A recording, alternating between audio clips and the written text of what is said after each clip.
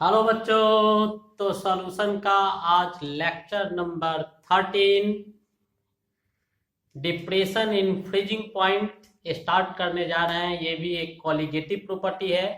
इससे पहले हम लोगों ने दो कॉलिगेटिव प्रॉपर्टी पढ़ा, relative lowering in vapour pressure और इलेवेशन इन बॉइलिंग पॉइंट पढ़े थे।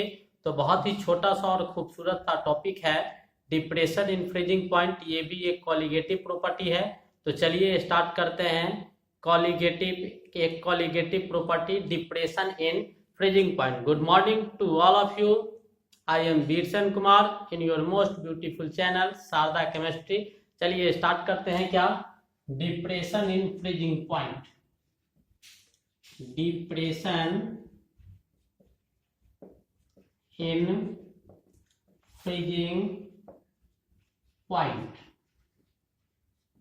बिल्कुल साइमल्टेनियस टॉपिक है। जैसे हम लोग एलिवेशन इन बॉइलिंग पॉइंट पढ़े थे, वैसा ही आपका डिप्रेशन इन फ्रीजिंग पॉइंट भी है। डिप्रेशन का मतलब होता है घटना, वहां एलिवेशन का मतलब क्या हुआ था, बढ़ना। यहाँ डिप्रेशन का मतलब क्या होता है, घटना। तो चलिए सबसे पहले इसमें कुछ टर्म है, फ्रीजिंग पॉइंट को यूनिक तरीका से डिफाइन करते हैं और उसके बाद हम लोग आगे बढ़ेंगे। फ्रीजिंग पॉइंट बहुत सारे डेफिनेशन आप लोग इससे पहले पढ़े होंगे। एक बहुत ही छोटा सुदृढ़ और स्पेसिफाइड वेल डिफाइंड टाइप का एक हायर मॉडिफाइड लेवल का डेफिनेशन हम देते हैं। बहुत ही खूबसूरत डेफिनेशन, ध्यान से देखिएगा। A fix temperature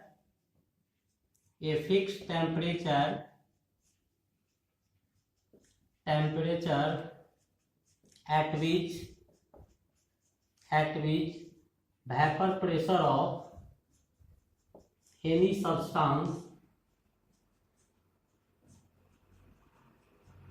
at its liquid state or phase becomes equal to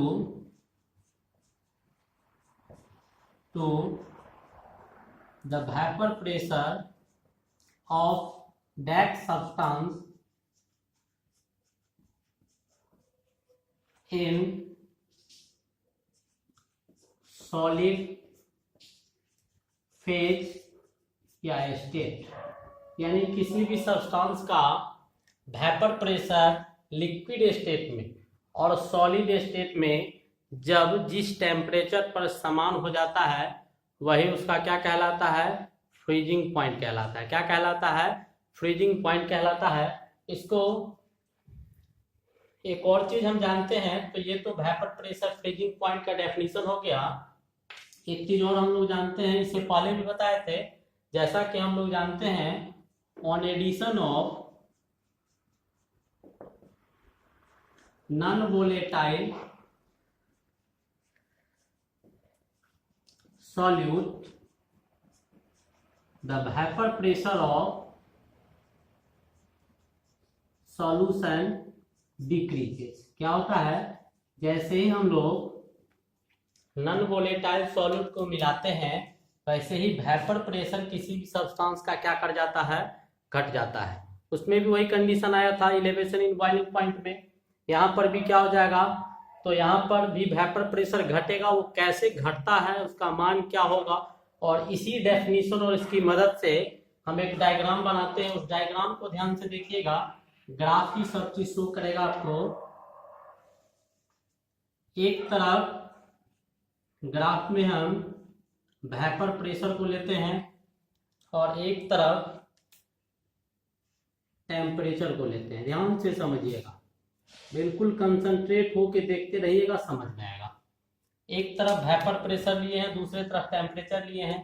पहले प्योर सॉल्वेंट का ग्राफ बनाते हैं। ये आपका प्योर सॉल्वेंट किस फॉर्म में, तो लिक्विड फॉर्म में एल लिख दिए, ठीक है। प्योर सॉल्वेंट है। अब इस क्या किए कि सॉल्यूशन का ग्राफ बनाएंगे, जब उसमें नॉन वोलेटाइल सॉल्यूट को मिला देंगे। जैसे इसे पहले भी मिलाए हैं, यूरिया, ग्लूकोज, ठीक है। ये सब जब हम मिलाएंगे तो वहां पर उसका वेपर प्रेशर घट जाएगा, तो ग्राफ जो होगा उसका सॉल्यूशन का, जो नॉन वोलेटाइल सॉल्यूट जिसमें पाया जाएगा, वो इससे डाउन चला जाएगा। ध्यान से देखिएगा, इससे डाउन ऐसा सॉल्यूशन का ग्राफ आएगा। ठीक है, ये भी लिक्विड फॉर्म में, इसमें क्या मिला हुआ है, तो नॉन वोलेटाइल सॉल्यूट मिला हुआ है, नॉन वोलेटाइल सॉल्यूट मिला हुआ है। अब जैसे ही ये नॉन वोलेटाइल सॉल्यूट मिला दिए, वैसे ही इसका वेपर प्रेशर घट गया, क्योंकि ये जैसे ही जाएगा ये चिपक जाएगा, नीचे बैठ जाएगा। जब बैठ जाएगा तो उसको आसानी से फ्रीज भी नहीं होने देगा, क्योंकि फ्रीजिंग पॉइंट का क्या मतलब होता है, फ्रीज होने का मतलब ये कभी नहीं होता है कि किसी भी सब्सटेंस को अगर हम फ्रीज करते हैं, ठीक है, या उसको जमाने की कोशिश करते हैं तो उसका वॉल्यूम घट जाता है, ऐसा नहीं। ये क्या होता है कि एक डिफिनिट सिस्टमेटिक ऑर्डर में, एक क्रमबद्ध तरीका से सब्सटेंस के पार्टिकल्स जो है वो अरेंज कर जाते हैं। ठीक है, लेकिन जब नॉन वोलेटाइल सॉल्यूट को उसमें हम डाल देते हैं तो उसके अरेंजमेंट में वो बाधा उत्पन्न करता है। ठीक है, इधर फंस गया, उधर फंस गया, जो अरेंजमेंट बनना चाह रहा है जगह जगह जाके इधर उधर चिपक गया, तो उसको ढंग से अरेंज नहीं होने देता है। तो जैसे ही वो अरेंज नहीं होने देगा, वेपर प्रेशर उसका घट जाएगा। जैसे ही घटेगा तो उसका टेम्परेचर और क्या हो जाएगा, घट जाएगा। टेम्परेचर और जैसे ही घटेगा, वैसे ही नॉन वोलेटाइल का टेम्परेचर जो होगा वो डाउन होगा, टेम्परेचर गिरेगा, पीछे हटेगा, तो ये ग्राफ ऐसे भागेगा। ठीक है, तो ये तो हो गया, ये भी लिक्विड स्टेट में प्योर सॉल्वेंट, ये भी सॉल्यूशन आपका लिक्विड स्टेट में, दोनों के ग्राफ को दिखाएं कि नॉन वोलेटाइल मिल गया तो उसका वेपर प्रेशर घट गया, तो इसका ग्राफ हमेशा क्या आएगा, उससे नीचे आएगा, ऊपर वाला का ऊपर आएगा। अब डेफिनेशन जो दिए हैं कि ये fix temperature at which vapour pressure, किसी भी सब्सटेंस का वेपर प्रेशर उसके लिक्विड स्टेट पे और उसके सॉलिड स्टेट पे बराबर होता है। इसका मतलब कि सब्सटेंस जब सॉलिड स्टेट में होता है तो उस समय भी उसका कुछ ना कुछ वेपर प्रेशर होता है।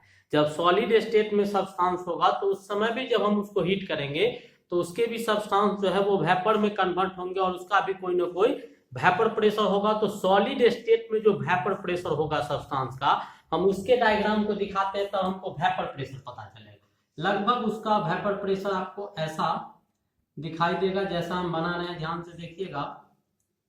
ऐसा आएगा जब फ्रोजन कंडीशन में होगा, यानी सॉलिड स्टेट में जब होगा, फ्रोजन कंडीशन में यानी फ्रीज करेगा, तब कंडीशन में ऐसा होगा। तो सब्सटेंस प्योर सॉल्वेंट का, ध्यान से देखिएगा, प्योर सॉल्वेंट का वेपर प्रेशर जब सॉलिड स्टेट में होगा तब, और प्योर सॉल्वेंट जब लिक्विड स्टेट में होगा तब, तो दोनों का टेम्परेचर, दोनों का वेपर प्रेशर जहां मिलेगा, तो इसका वेपर प्रेशर इधर से तो यहाँ और इसका भी यहाँ, दोनों का जहां वेपर प्रेशर मिलेगा यही आपका इसका क्या होगा, फ्रीजिंग पॉइंट होगा।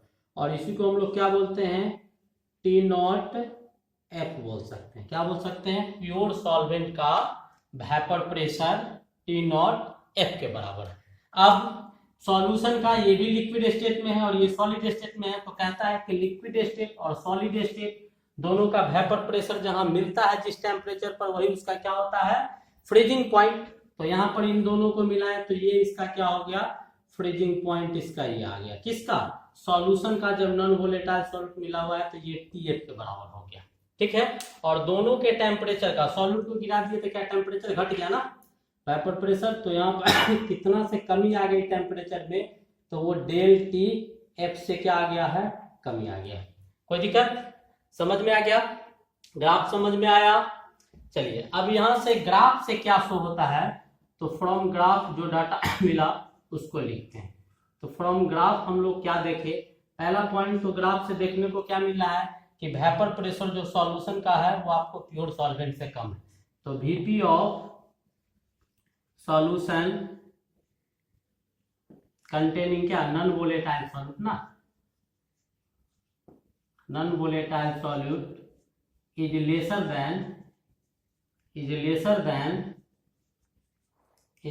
Then VP of pure solvent, pure solvent से हमेशा कम है। ठीक है, दूसरा इस ग्राफ में T नॉट एफ जो है वो किसको शो कर रहा है, तो ये ग्राफ से T नॉट एफ जो है वो आपको freezing point of pure solvent के फ्रीजिंग पॉइंट को शो कर रहा है। और TF किसको शो कर रहा है, TF जो है वो फ्रीजिंग पॉइंट ऑफ सॉल्यूशन, जिसमें क्या है, नॉन वोलेटाइल सॉल्यूट मिला हुआ है। क्या मिला हुआ है, नॉन वोलेटाइल सॉल्यूट मिला हुआ है, उसको शो कर रहा है। ठीक है, ये तीन चीज। एक और चीज इससे पता चल रहा है ग्राफ देखने से कि T0F का मान जो है वो TF से क्या है, ग्रेटर देन है, यानी T0F का मान ग्रेटर है TF से। ठीक है, इससे डेल TF जो आएगा वो डेल TF क्या आएगा, जो बड़ा है, तो क्या T0F माइनस TF, और यही कमी जो है इसी को हम लोग क्या बोलते हैं, डिप्रेशन इन फ्रीजिंग पॉइंट। क्या बोला जाता है, डिप्रेशन इन फ्रीजिंग पॉइंट। इसी को हम लोग क्या बोलते हैं, डिप्रेशन इन फ्रीजिंग पॉइंट। ये क्या आया, डिप्रेशन इन फ्रीजिंग पॉइंट, ये आ गया। यहां तक समझ में आ गया। ये क्या हुआ, ये तीन डाटा इससे प्राप्त हुआ, डिप्रेशन इन फ्रीजिंग पॉइंट निकला। मिटा दे इसको, डेफिनेशन समझ में आ गया, क्या सब घटना घटा, मिटाते हैं। चलिए,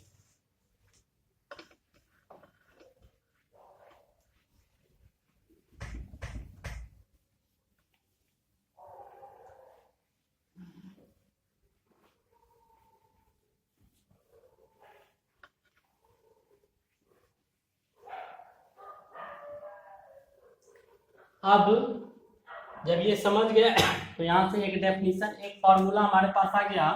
क्या, उस फॉर्मूला को लिख लेते हैं अपन। डेल TF जो है वो T0F माइनस TF के बराबर आ गया। ठीक है, जो घटा तो कितना के मान से घटा, यही आपका डिप्रेशन इन फ्रीजिंग पॉइंट। अब हम लोग क्या करेंगे, फ्रॉम एक्सपेरिमेंट बहुत सारे प्रयोग को किए, तो वहां पर भी एक्सपेरिमेंट से बहुत सारे कुछ देखे थे। एक्सपेरिमेंट वी हैव, एक्सपेरिमेंट से क्या पाए हम लोग कि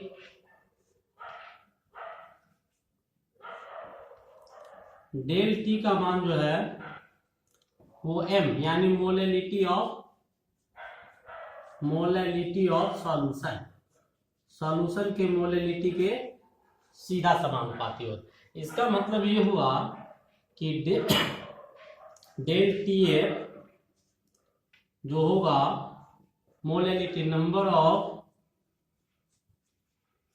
मोल्स ऑफ सॉल्यूट बटा मास ऑफ सॉल्वेंट इन किस में, केजी में। तो यहां से ये डिपेंड किया क्या, number of moles of solute किस नेचर का, नॉन वोलेटाइल नेचर का। किस नेचर का, नॉन वोलेटाइल नेचर का। ठीक है, तो इससे ये सिद्ध हुआ कि ये क्या, कौन सा प्रॉपर्टी हो गया, कॉलीगेटिव प्रॉपर्टी हो।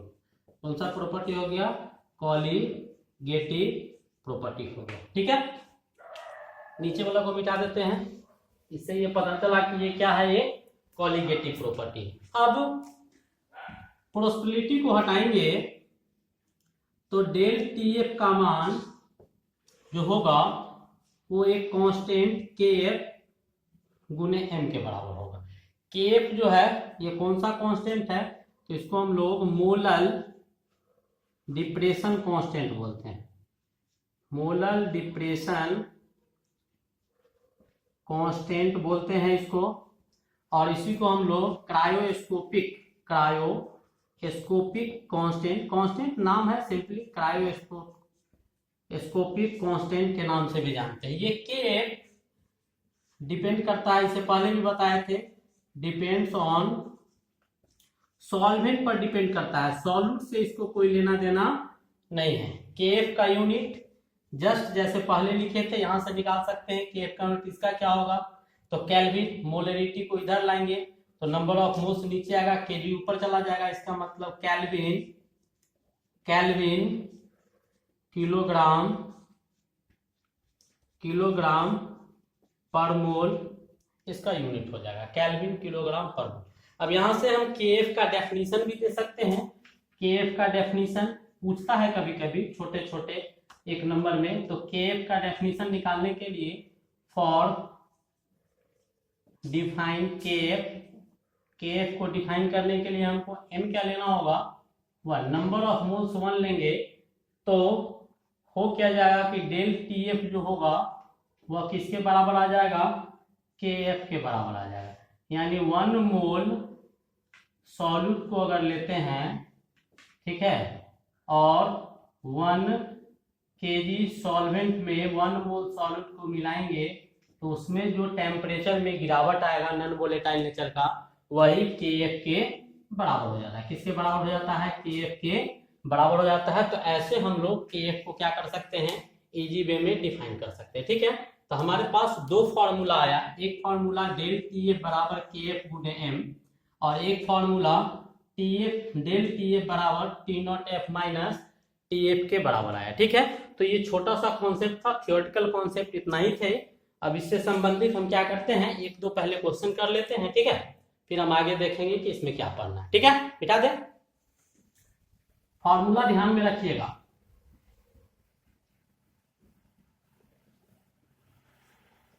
छोटा छोटा क्वेश्चन लेते हैं, अच्छे अच्छे छोटे छोटे क्वेश्चन प्रॉब्लम प्रैक्टिस के लिए। ये क्वेश्चन है, एक छोटा सा क्वेश्चन लेते हैं, how much ethanol C2H5OH non volatile nature. वैसे नॉन वोलेटाइल नहीं होता है, लेकिन मान लेंगे कि ये नॉन वोलेटाइल नेचर का है। How much ethanol non volatile nature is to be added in 1 kg water. 1 kg water में कितने इथेनॉल को मिलाएंगे, कितने इथेनॉल को मिलाएंगे so that it will freeze at -2 degree Celsius temperature.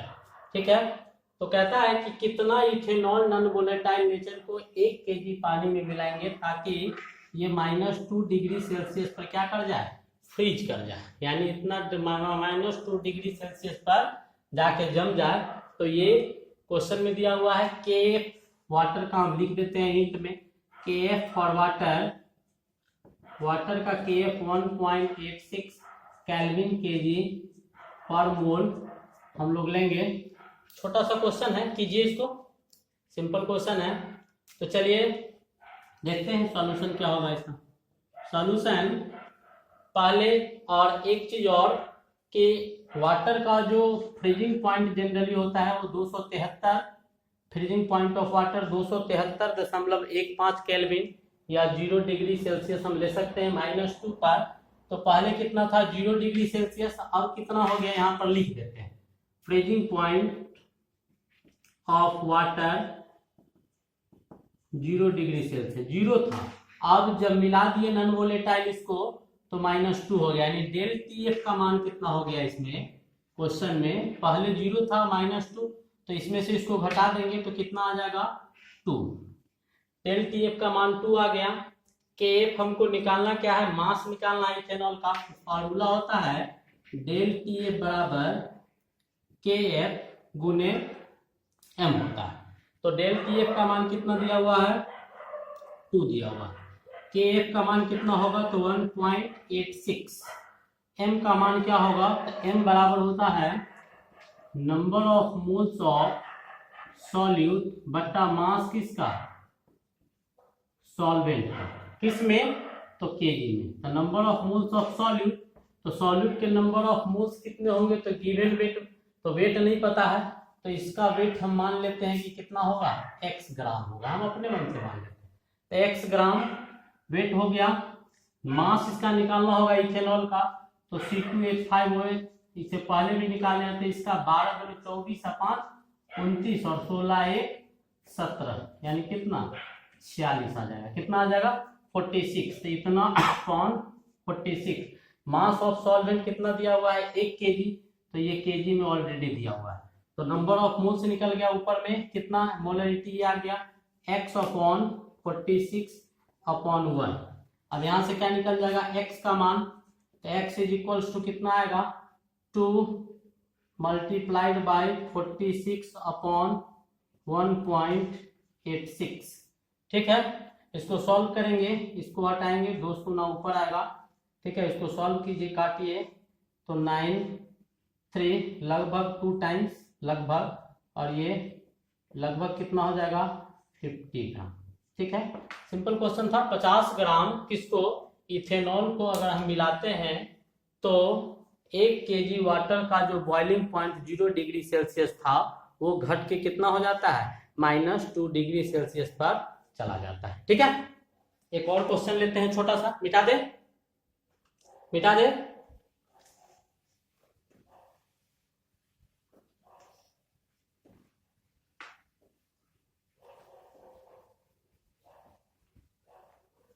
एक और क्वेश्चन लेते हैं।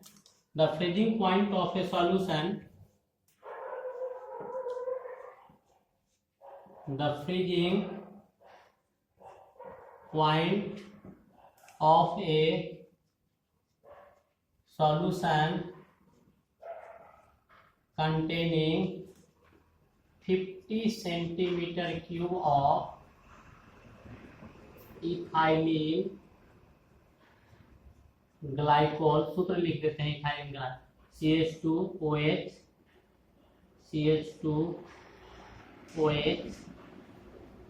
CH2OH in 50 gram H2O, in 50 gram H2O is found to be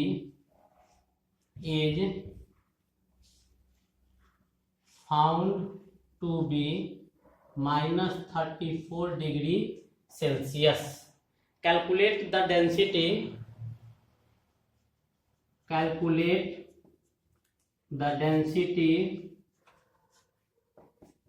of ethylene glycol.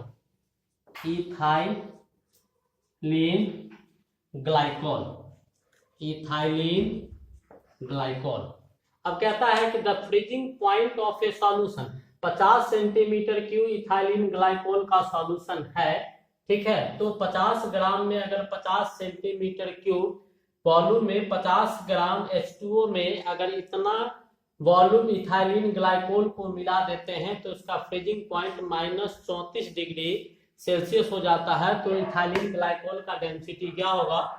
बहुत ही छोटा सा क्वेश्चन है, इस क्वेश्चन को भी हम देख सकते हैं। हाँ, इससे पहले KF जो वाटर का होगा वो हम देख सकते हैं। KF for water 1.86 kelvin kg पर मोल हम ले सकते हैं KF वाटर का। तो चलिए इस क्वेश्चन को बनाने की कोशिश करते हैं। तो पहले तो कितना, इसका वाटर का फ्रीजिंग पॉइंट कितना होता है 0 डिग्री सेल्सियस, -34 हो गया। इसका मतलब ΔTF जो है वो पहले कितना था 0, अब -34 हो गया है। क्यों, इसको मिला दिए हैं तो ΔTF कितना हो गया 34 हो गया। टेम्परेचर का डिफरेंस सेल्सियस और केल्विन में समान होता है। 34 हो गया, तो ये कितना आया 34। फॉर्मूला क्या होता है, ΔTF बराबर यहाँ लिख देते हैं, ΔTF बराबर KF multiplied by small m। तो KF का मान कितना 1.86 मल्टीप्लाइड बाय m जो होगा वो number of moles of solute. हमको निकालना क्या है, इसमें फ्रीजिंग पॉइंट तो मास निकालना होगा। तो m बराबर number of moles of solute, mass नहीं पता है, x इथाइलिन ग्लाइकोल का निकालो, CH2OH, इधर कितना 12 2 14 इसका, 14 इसका, और 16 1 17 इसका, और 17 इसका, यानी कितना 34, और 14 दूनी 28, यानी कितना 62 x/62। और मास कितना दिया, मास कितना दिया हुआ था 50 ग्राम, तो 50 ग्राम को केजी में चेंज कर दो, कितना आ जाएगा। अब यहाँ पर वैल्यू डाल दीजिए, इतना मल्टीप्लाइड बाय x/62, और ये 50 बट्टा कितना 1000, ये शून्य इससे गायब हुआ, 5 से काटो 20 टाइम्स में कटेगा। अब इसको सॉल्व करो तो एक स्टेप और लिख लेते हैं, 34 1.86 मल्टीप्लाइड बाय 20 ऊपर जाएगा 20x/62। अब यहाँ से x का मान निकाल लेंगे हम लोग। तो x का मान कैसे निकालेंगे, तो सब डाटा को एक तरफ लाते हैं, इधर यहीं पे सॉल्व करो इसको। ये 3 बार में कट रहा है, कट गया, ये 2 शून्य, ये एक इससे चला गया, 2 5 जा 10 आ गया। अब बचा कितना, x is equals to 34 multiplied by 5 upon कितना 3, इसको डिवाइड करो, 5 चौका 20, 5 तिये 15, 2 17 बट्टा 3, 3 से 3 छठ 18, 3 बचे 15, 2 17, 3 छक 18, 56.6 ग्राम।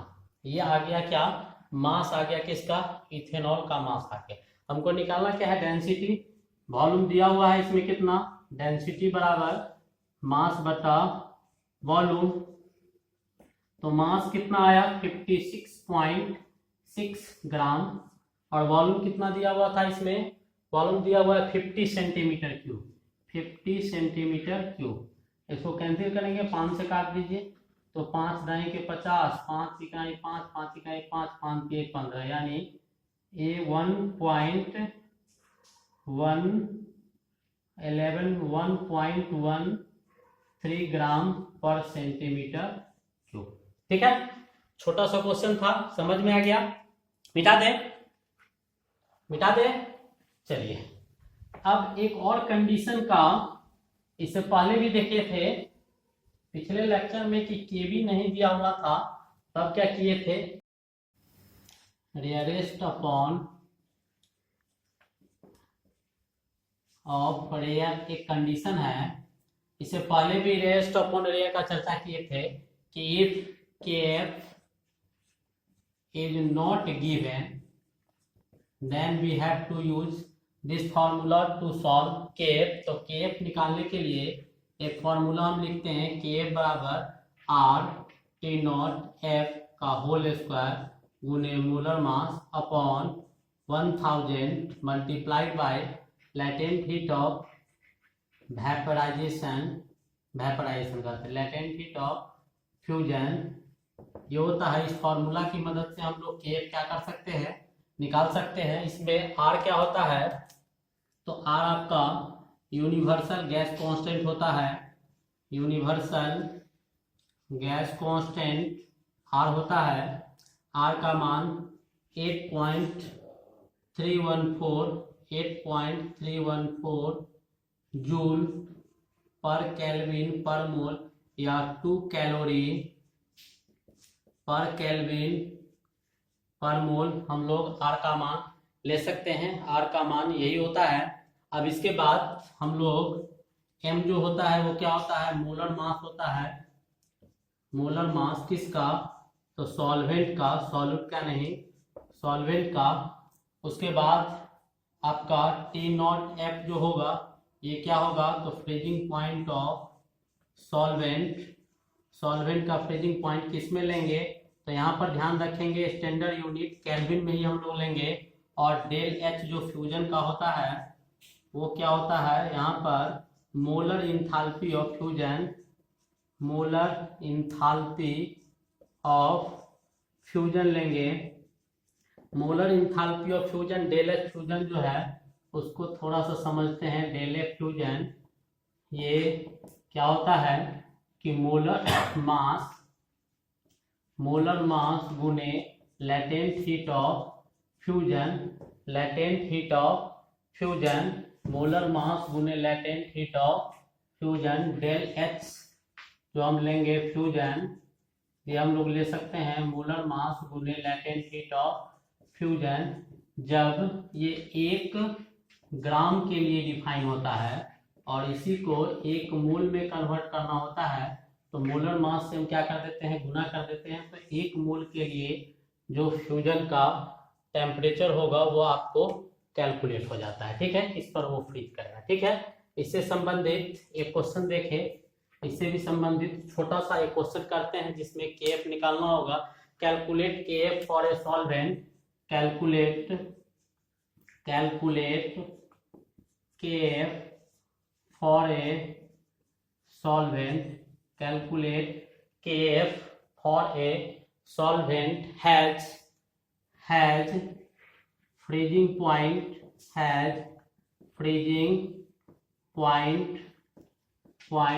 16.9 16.6 डिग्री सेल्सियस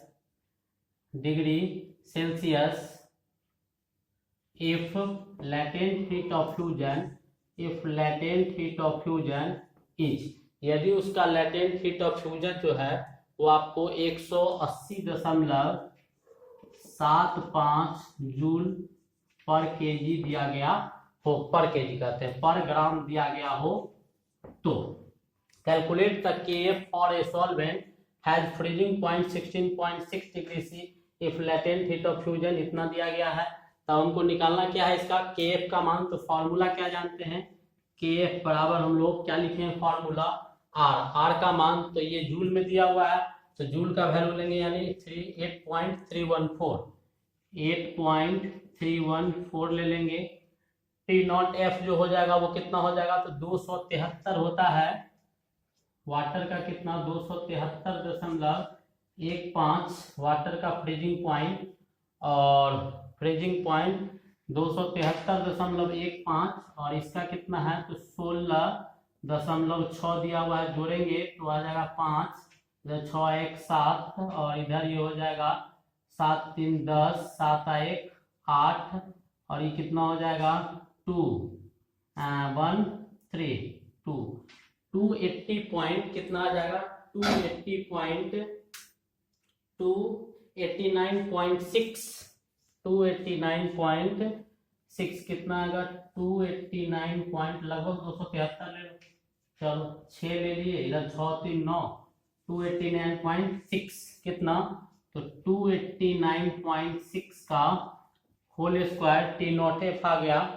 अब इसके बाद m जो है मोलर मास पता तो है नहीं कुछ, तो m रहने दीजिए, और नीचे 1000 तो 1000 रहेगा इनटू डेल एच किसका, तो लेटेंट हीट कितना दिया हुआ है 180.75 और गुने m से गुना कर देंगे तो मोल, एक मोल के लिए निकल जाएगा। अब m से m कैंसिल हो गया, इन सबको कैंसिल कर लीजिएगा, ये डेसिमल उड़ाएंगे 200 ना यहाँ से उड़ेगा, इस सब को कैंसिल कर लीजिएगा, हम डायरेक्ट कैलकुलेट कर लीजिएगा, इसको सॉल्व कीजिएगा तो 3.857 केल्विन केजी पर मोल आपका आंसर आ जाएगा। ठीक है, ये हम लोगों ने देखा कि KF जब नहीं देगा तो इसको कैसे कैलकुलेट करेंगे। पिटा दे, समझ में आ गया, छोटा सा क्वेश्चन था, पिटा दे।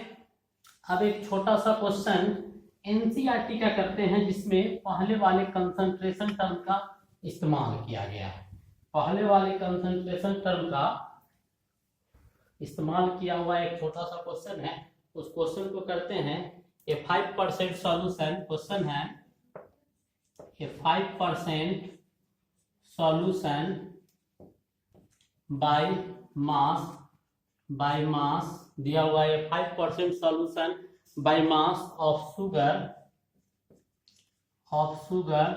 in H2O has freezing point of 271 Kelvin. Calculate the freezing point of 5% glucose 5% glucose in H2O if 5% glucose in H2O if freezing point of pure H2O is कितना 273.15 केल्विन। ठीक है, तो कहता है एक 5% सॉल्यूशन है बाय मास दिया हुआ, और ये भी जो आपका 5% दिया हुआ है ग्लूकोज, ये भी क्या दिया हुआ है बाय मास। ध्यान रखिएगा, बाय मास का फंडा पहले भी बताए हैं, यहाँ बताते हैं। 5% शुगर बाय मास कहने का मतलब क्या है उसको समझिए पहले, यानी 5 gram sugar present in 100 gram solution. 5 ग्राम कहीं ग्लूकोज लिखा हुआ है, इसका भी क्या मतलब होगा कि 5 ग्राम ग्लूकोज किसमें उपस्थित है 100 ग्राम सॉल्यूशन में उपस्थित है, इसको ध्यान रखेंगे। अब हमको सॉल्यूशन में है कि 5% solution by weight sugar H2O दिया हुआ है, फ्रीजिंग पॉइंट दिया हुआ है, कैलकुलेट करना है। तो फ्रीजिंग पॉइंट होता कितना है 273.15 और इसमें कितना दिया हुआ है 271। तो कितना ज्यादा हो गया, इससे घटेगा कितना, तो कितना आएगा इसमें से 271 को घटाइए तो कितना आ जाएगा, इसमें 15 इधर आएगा और इधर 2 और इधर कितना आएगा, हाँ 2.15। सॉल्यूशन लिखेंगे तो पहले फॉर शुगर के लिए देखते हैं, फिर ग्लूकोज के लिए देखेंगे, जो निकालना है वो सोचेंगे। डेल TF जो है वो किसके बराबर होगा, KF गुने M, ठीक है। तो डेल TF का मान कितना, अभी 2.15 आया, इसका KF का मान नहीं दिया हुआ है, नहीं कुछ है, रहने देते हैं, इंटू M। इसका मास कितना है तो 5 ग्राम, किसका, तो शुगर का, तो शुगर का 342 होता है, तो 5/342 डाल देंगे तो बचा कितना मास, दूसरा जो सब्सटेंस होगा वाटर, तो 5 ग्राम ये हुआ। तो सॉल्वेंट जो इसमें होगा वो कितना 100 में से 5 को घटा दीजिए 95, तो 95 ये हो गया, ठीक है। और 95 ग्राम इसमें पाया क्या जाएगा, तो 95 ग्राम वाटर है तो 1000 से क्या कर देंगे, भाग दे देंगे, ये हो गया। इसको इक्वेशन नंबर 1 मान लीजिए। अब फॉर ग्लूकोज के लिए जो होगा, सो ग्लूकोज के लिए हम लोग क्या करेंगे, अब हम लोग डेल TF निकालना ही है। डेल TF बराबर KF और गुने क्या हो जाएगा M। तो KF तो रहने दीजिए, नहीं पता है, M क्या होगा, तो मास इसका भी कितना, तो 5 ग्राम। ग्लूकोज का मास कितना होगा, ग्लूकोज का C6H12O6 यानी 12×72 और 16×96 और 12 लगभग 96, 12 ये कितना आ जाएगा 80, 84, हाँ 180 या बट्टा 5 ग्राम, इसमें भी 5 ये है तो 95 वो होगा, 95 बट्टा कितना 1000, ठीक है। अब इसको क्या मान लेंगे, 2 मान लेंगे, 1 को 2 से डिवाइड कीजिए, 1 डिवाइडेड बाई 2, जो कटने वाला है तो काटो, तो कटने वाला में से क्या होगा, KF से कट जाएगा, ये इससे गायब हो जाएगा, 5 से गायब हो जाएगा। अब बचेगा क्या, पहले क्या करते हैं हम, डेल TF अपॉन पहले लिखते हैं डेल TF अपॉन 2.15 को, तो डेल TF ये लिखेंगे तो ये नीचे ऊपर जाएगा, तो ऊपर क्या आ जाएगा KF, ऊपर क्या आएगा 342 ऊपर जो था सो, और नीचे क्या आ जाएगा 180। यहाँ से डेल TF का मान निकालिए, किधर निकालते हैं, यहीं पे निकालते हैं। डेल TF बराबर कितना हो जाएगा 342 मल्टीप्लाइड बाई 2.15 अपॉन 180, इसको काटेंगे इतना आ जाएगा। इसको सॉल्व करेंगे हम लोग, तो सॉल्व कीजिएगा, अप्रोक्सीमेटली सॉल्व करेंगे इसको, तो 342 काटिए, 342 गुने 250, 180 गुने 100 सॉल्व करेंगे तो आएगा 4.09